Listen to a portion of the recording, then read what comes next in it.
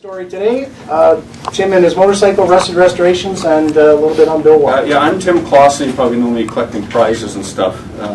I've been a member, I think, of this group since 2009. Ross had left a message on my answering machine last week, and the question was, would I do this talk on the Norton thing? I said, I don't need Norton. There's all these guys like Wilson and Pritchard and people that are just like, I'm in the presence of greatness here. Why would what can I say about Norton? That is my passion. I love the British stuff.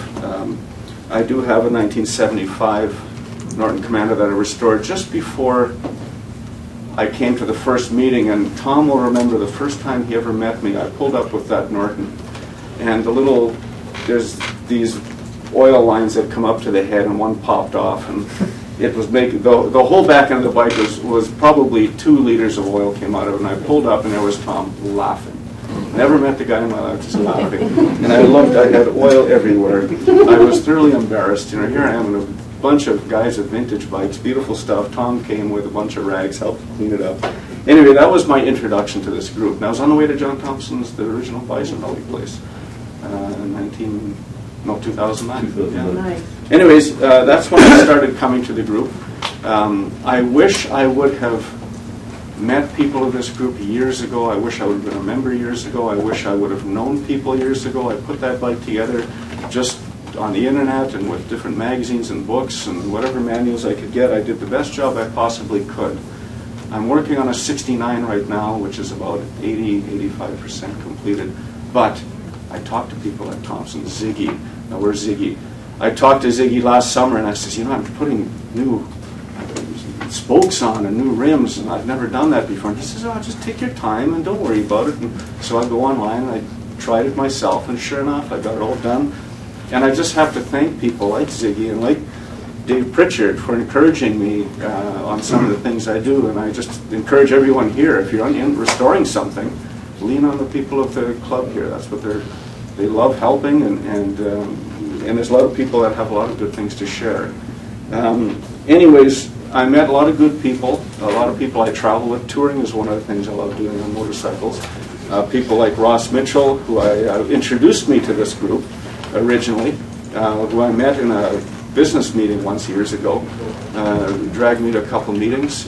We've traveled all over the States. We've done a lot of traveling. Lawrence Halboon, you all know him. He's been a big help. He's traveled with me quite a bit, including loaning me tools and different things for the 69 I'm working on. Just great people.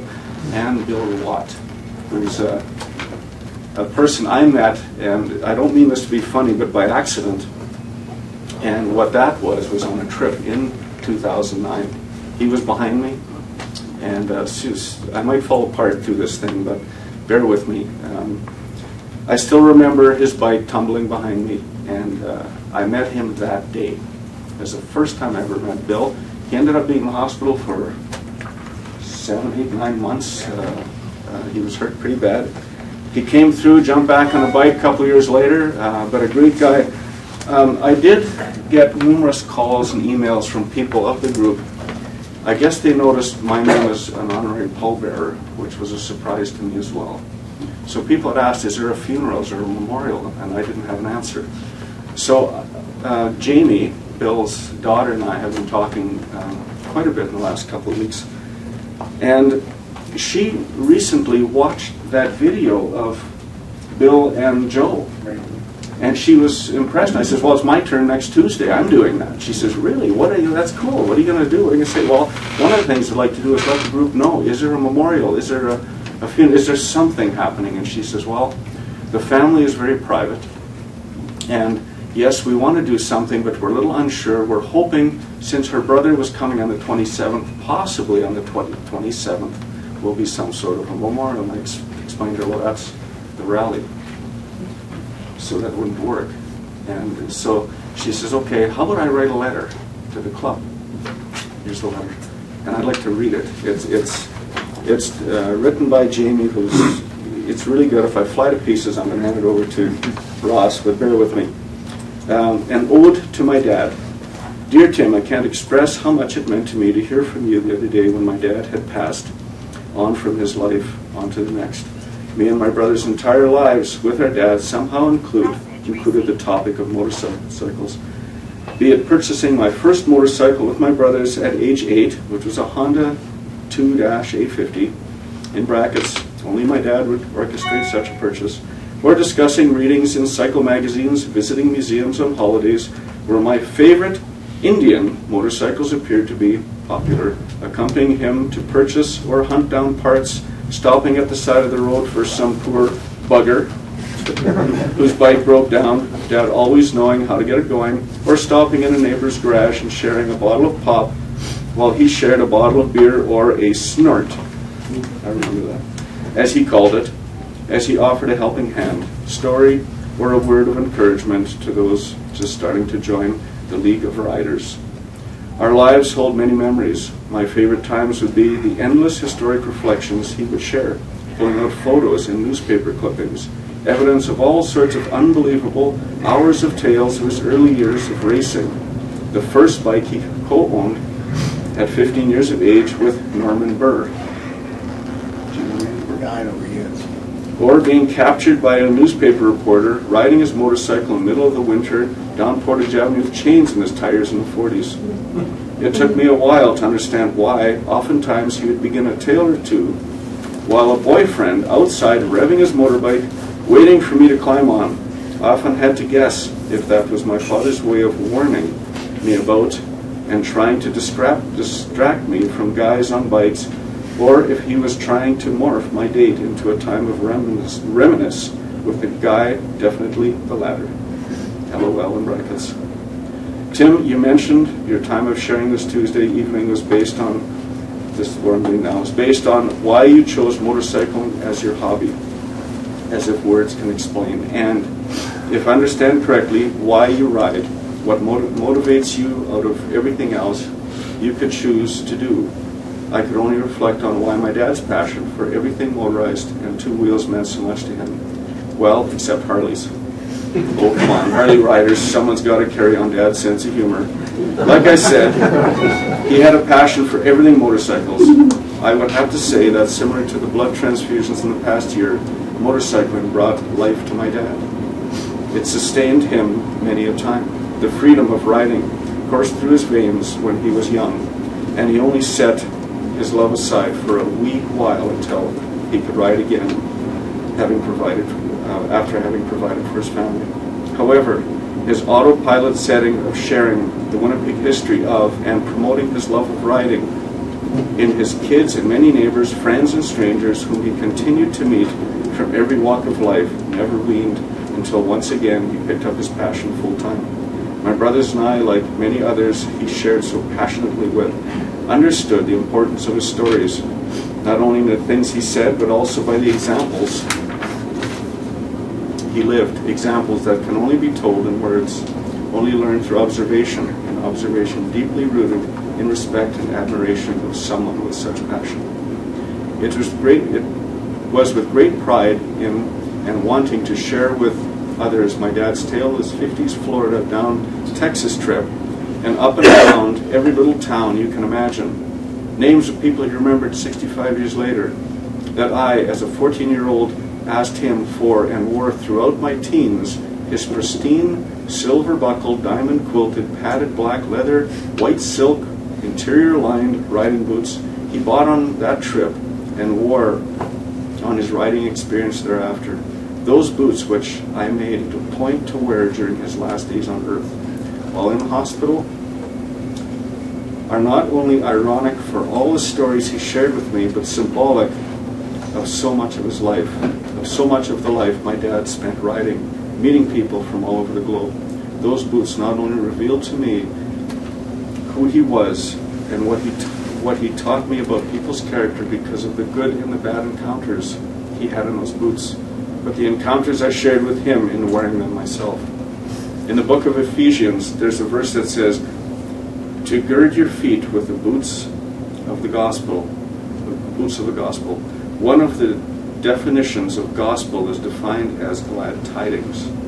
Motorcycling was my dad's glad tidings. Everything he leaves behind, whether a patch honoring a riders group or association or photo, a lent wrench, a pair of old boots, a monkey cord, a perfect fitting replacement screw for the one that vibrated loose on a road trip, or a story that will remain in the hearts. All are revelations of his life story, the gospel according to old Bill Watt. In those years later, when talking on the phone with him or visiting with him over dinner, as he first started to ride 70 years later, nothing made riding the motorcycle more life-giving than those he met along the way. The friends who became family to him, the heart and stories of the people who shared the same love he had. That was why he loved riding, the brotherhood, the sisterhood, including all the children and pets of all whom he met. The Watt family would like to thank all of you who shared your lives so abundantly with our dad and allowed him to share his life and his history so abundantly with each of you. Tim, you said something that really touched my heart. It was so honoring to my father that you wished you had known him longer. I know how he would have said the same of you all in honor of my dad, Jamie Watt.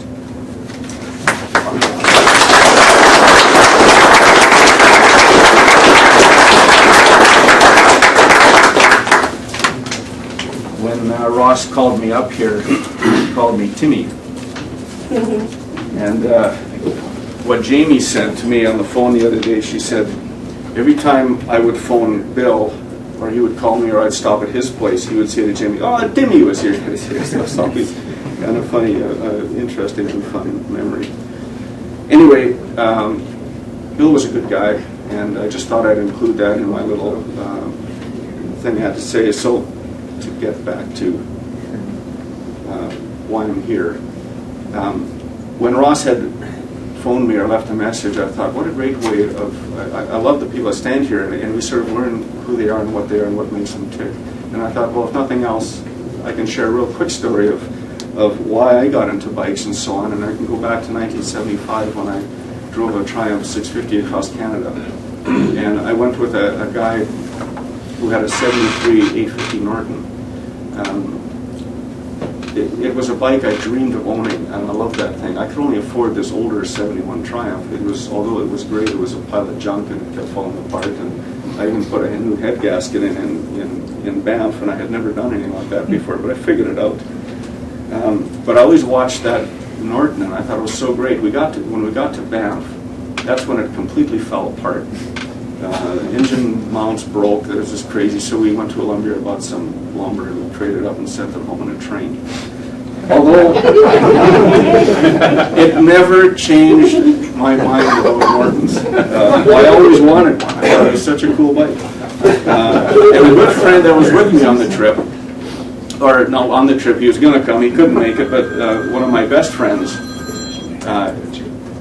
him and I both would look at these Nortons, because we were in our teens in those days. Man, someday we'll own one. Well, I finally found one. I think it was in like 2004 or 2003. It was this big 850 that I have. And little did I know, he ended up phoning Colorado Norton Works, you know that place, and he bought one. That, you know, you give them a donor bike, and for 50 grand they restore this thing and make it into whatever you want. Well, that's what he did. You know, so we both ride the odd time, you know, but both, here we are, two guys in our teens that love Nortons, both got one almost at exactly the same time. It was kind of cool. Anyways. He's around here? Yeah, Hardy Rigger. Yeah, the bike was here once. It was, yeah, it was, yeah. It sat in the showroom there for... I'm trying to think of his name. Yeah, Hardy Rigger is his name, it's quite a nice bike, but it was expensive. Anyways, I also wanted to just mention that in restoring bikes, it's not that I'm a great mechanic or anything. There's people here that are. It's just that I have the guts to attempt it. Like when Ziggy said, you can do it. You can string those wheels. There's things you can do. I just want to say that it's something that's not that difficult with the people that are here and restoring stuff and asking. And I think it was Greg who said, he came to me one day and he says, oh, you restored that 850. Do you have pictures? Let's put it on the website. Let's, you know, and I do have from start to finish. And you know, maybe one day I'll send it to you. I just don't have the guts to do it because I think, well, would others do that? Is that something, if we all did something like that, it would be kind of neat. We want to do that, exactly, Tim. We want to do that. Yeah, I think that would be a neat thing. But I just encourage you all, I mean, if I can do it, if I can restore a bike, anybody can. And that's the reason why I love the British bikes. It's because of back in the 70s. My friends had them. I loved them. I decided to have one, and now I have two, and I enjoy them. I'm going to have the other one ready probably the end of the summer, and I'm looking forward to that. I don't know what to add to that, unless anyone has questions. Or else I could ramble on forever. What did you make your gasket out of in Banff?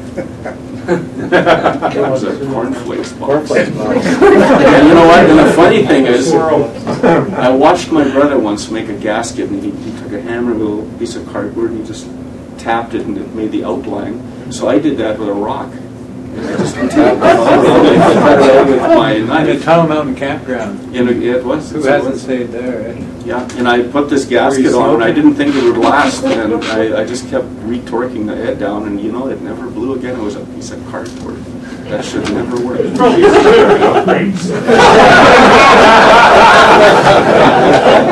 Anyways, that's it. Thanks.